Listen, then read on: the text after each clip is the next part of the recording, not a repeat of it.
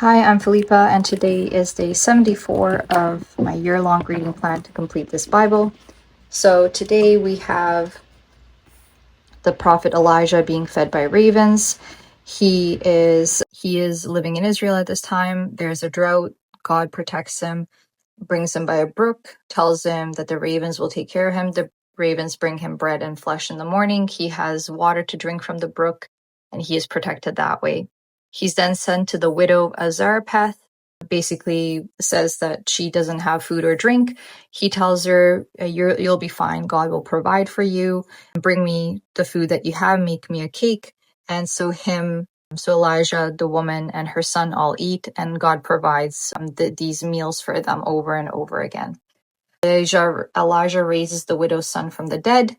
So he gets sick. Elijah prays to God and says, please save this child. And God does this. And then the Lord's faithful servant Obadiah meets Elijah. So as we know from before, Obadiah was back from the time of like Solomon and David. And he is still serving under Ahab, the son of Omri.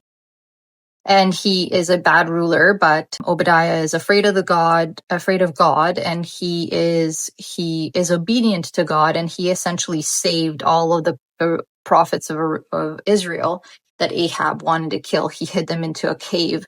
And so when he ends up encountering Elijah, he is relieved to see him, and he's happy.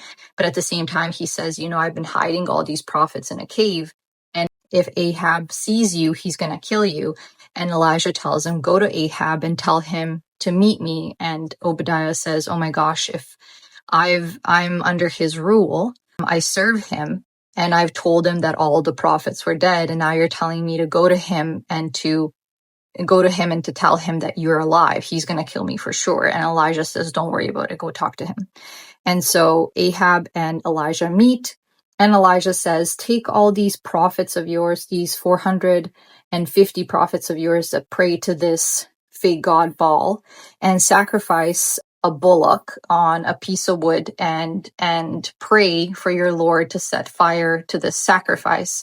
And I will do the same. And let's see whose God replies or responds.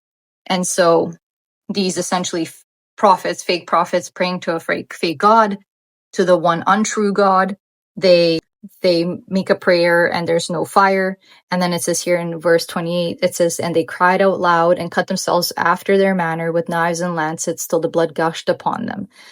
So they essentially like killed themselves and hurt themselves. And then Elijah does the same thing. He sacrifices a bullock. He puts it on a piece of wood. He prays to God. The Lord sets everything on fire, and all the people say, oh my gosh, this is it. It's the Lord. He is the God. The Lord, he is the God. So they're seeing that the one and true God is the one who set fire to this sacrifice, and he is with Elijah. So Elijah then prays for rain, and then he escapes. He flees to Beersheba and then to Mount Horeb because Ahab is after him. He's actually pretty weak on his journey, and he tells God, take me. I can't go on. But an angel comes down, provides him with food and drink, and Elijah is making his way onto Horeb, the Mount of God. And then God sends Elijah to anoint Hazael, Jehu, and Elisha.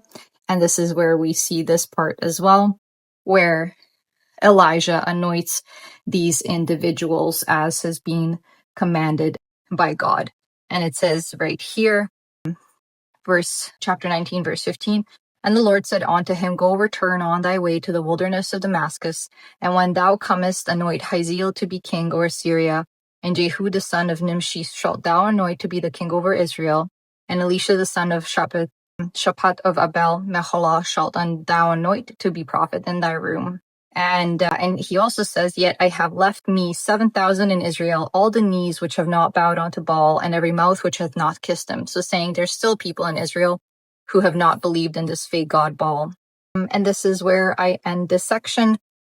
Tomorrow I will start on day 75, chapter 20, and see where we go. But for now, I have returned at this part, and we'll see what happens with Elijah's journey. So thank you for listening. See you tomorrow.